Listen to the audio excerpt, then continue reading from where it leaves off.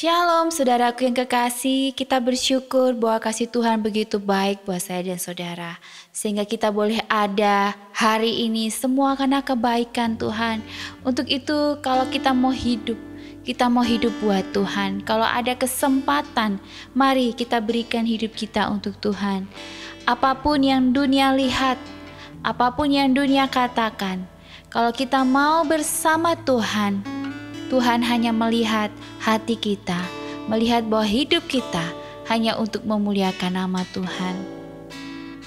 Kami bersyukur punya Engkau Tuhan, sebab Engkau Allah yang baik.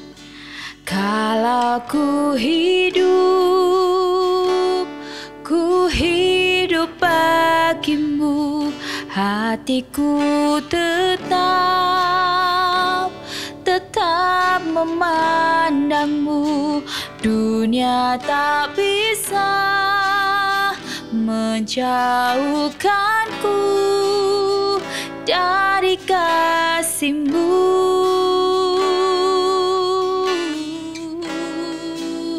Selama ku hidup bagimu, mataku tetap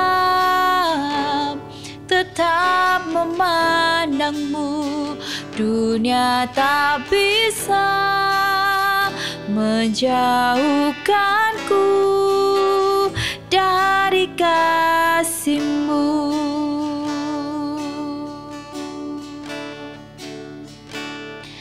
Yesus, Kau kebenaran yang menyelamatkanku. Kau berikanku hidup dan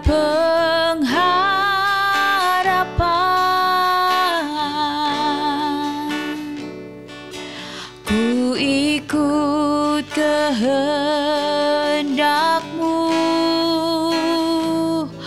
ku perlu anugerah-Mu.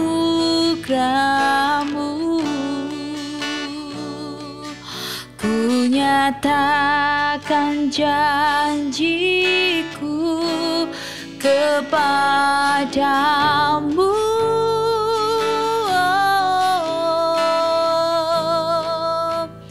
Kalau ku hidup bagimu, hatiku tetap menyembah-Mu. Dunia tak bisa menjauhkanku dari kasih-Mu.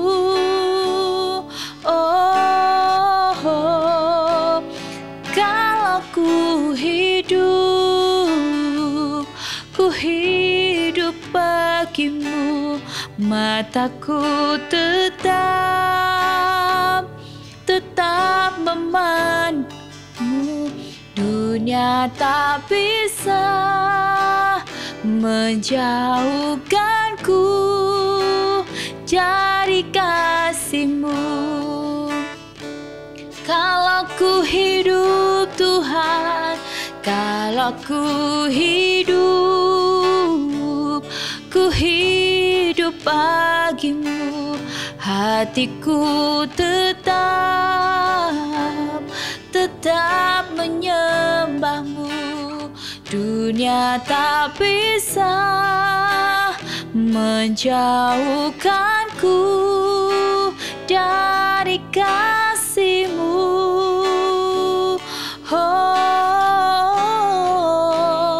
Kalau ku hidup bagimu, mataku tetap memandang-Mu. Dunia tak bisa menjauhkanku dari kasih-Mu. Dunia tak bisa Tuhan, dunia tak bisa menjauhkanku dari kasih-Mu.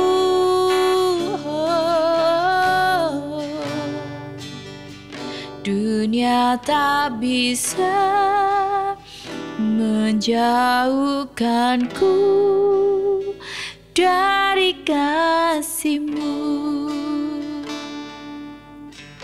Haleluya. Kalau ku hidup, aku hidup bagi-Mu Tuhan. Hatiku menyembah-Mu, mataku memandang-Mu Tuhan. Seluruh hidup kami ya Yesus, aku mau menyembah-Mu.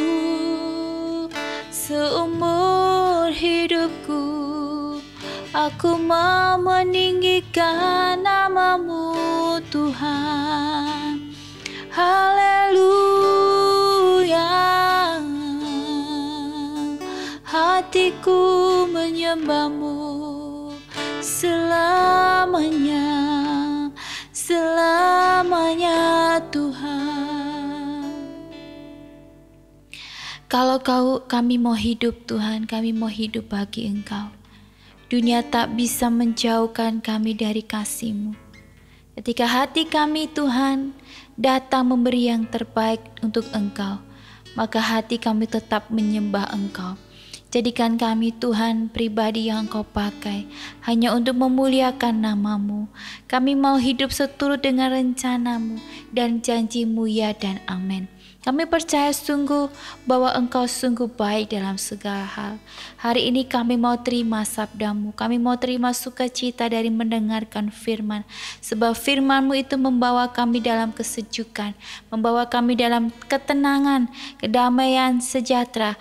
Bahkan menjawab setiap doa kami adalah firman-Mu yang hidup. Untuk itu kami pegang teguh janji-Mu.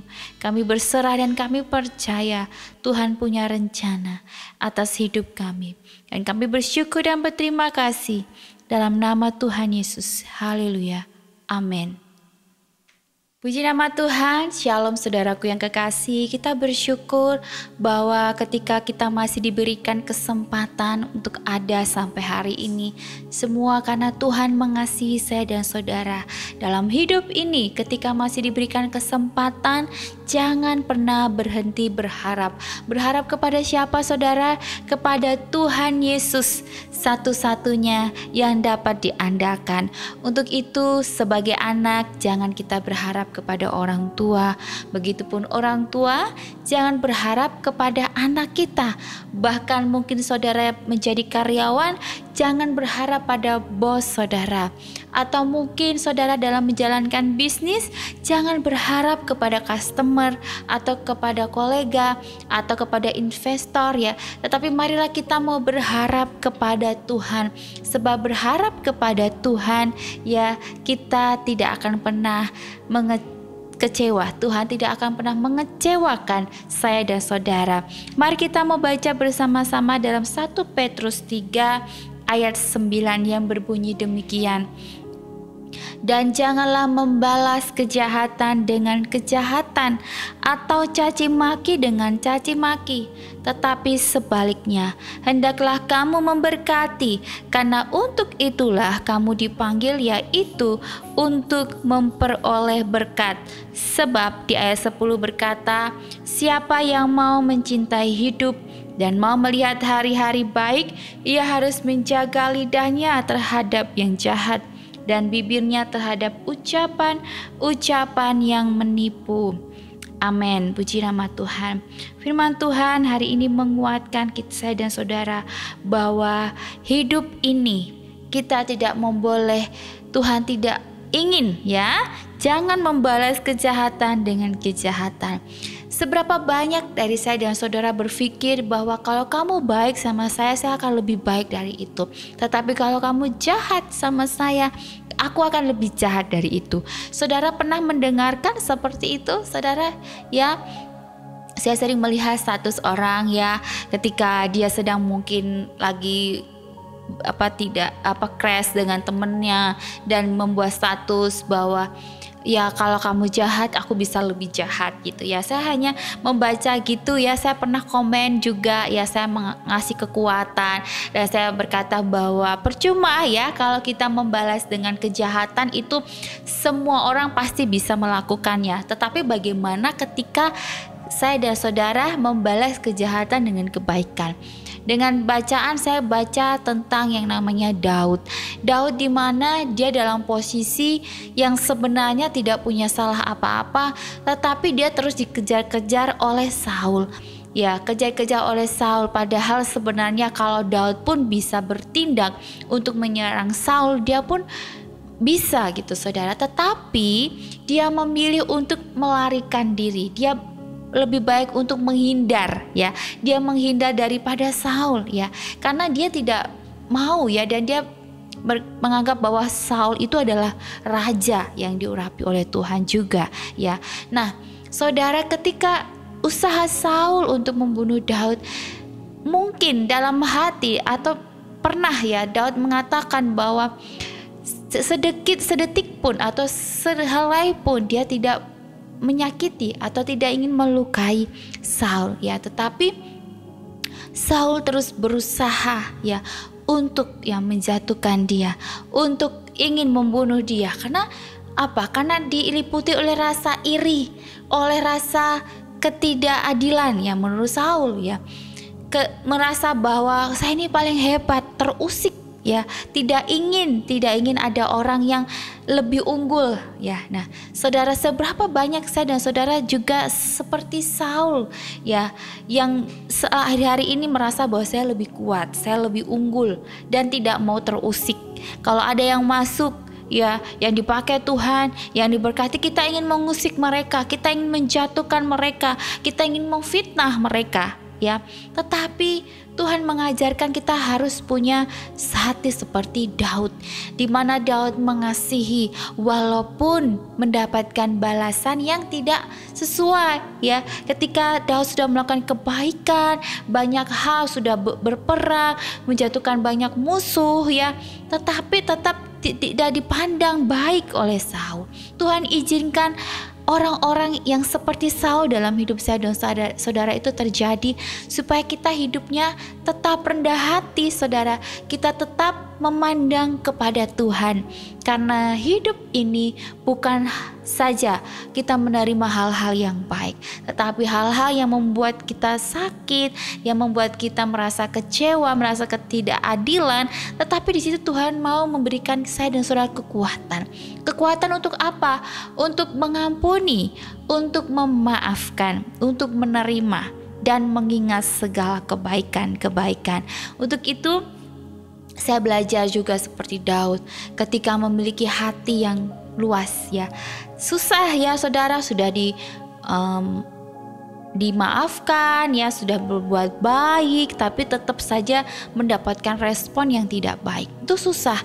Tetapi belajar dengan Daud itu luar biasa. Dia memiliki hati yang luas sekali untuk memaafkan, untuk tidak membalas kejahatan dengan kejahatan, tetapi dia membalas kejahatan dengan kebaikan.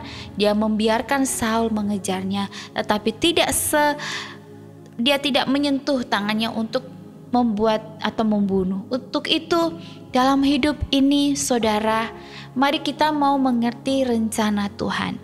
Orang yang mengerti rencana Tuhan, dia tidak akan melakukan segala sesuatu di luar kendalinya Tuhan ya.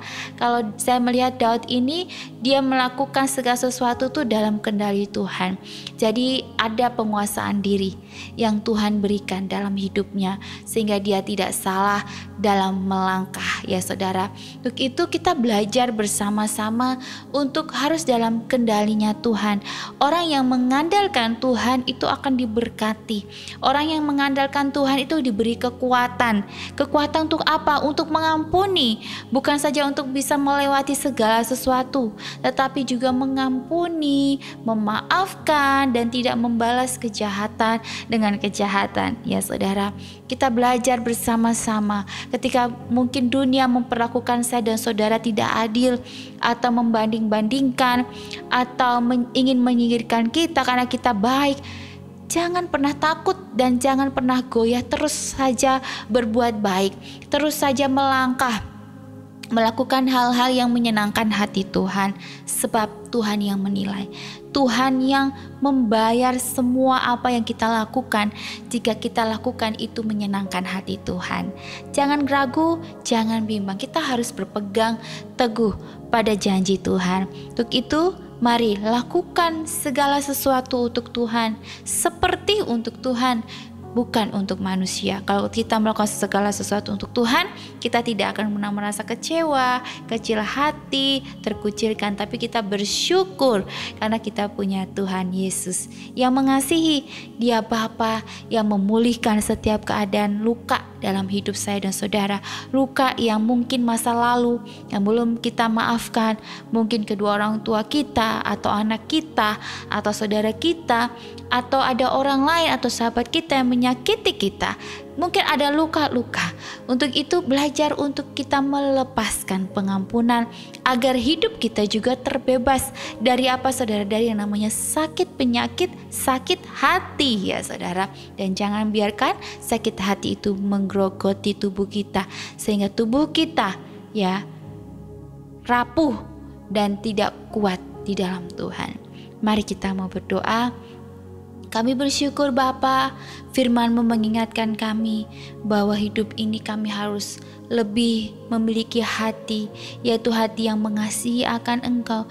Seperti Engkau Yesus, ku mau seperti Engkau yang mengasihi ketika Engkau dicaci, ketika Engkau dihina, ketika Engkau difitnah. Kami mau mengasihi Engkau. Biarlah terus Tuhan Engkau pakai hidup kami, supaya kami boleh bertumbuh, berbuah hanya di dalam Tuhan saja. Kami mau Tuhan Engkau jamah hati kami, supaya kami ini diberi kekuatan untuk mengasihi, mengampuni orang yang bersalah kepada kami. Dan jangan bawa kami dalam pencobaan, tetapi bebaskanlah kami dari yang jahat.